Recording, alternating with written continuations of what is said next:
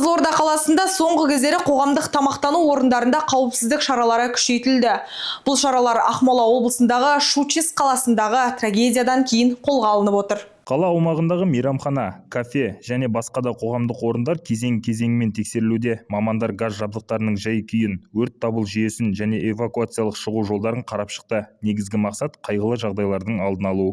Бүгінгі күні облыс аумағында қауіпсіз асхана іс-шарасы бастау алған болатын. Осыған байланысты қала аумағындағы қоғамдық тамақтану орындарында, басқа да ғимараттардағы осы өрт қауіпсіздігін сақтау алдын ала, одан қалды газ жарылысының алдын алу мақсатында түсіндірме жұмыстары жүргізіліп келе жатыр. Жалпы бұл акция республика төңірегінде бастау алған.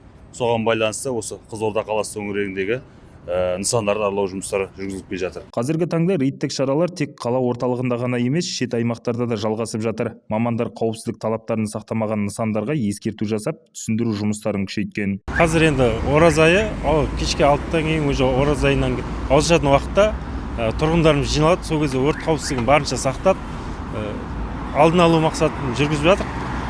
Біз енді кәсіпкерлерді заңды тәртіпті сақтаймыз.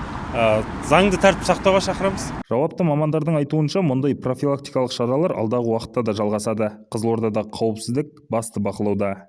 Ержан Смағұл, Алтынбек Сардан, 7-7 News.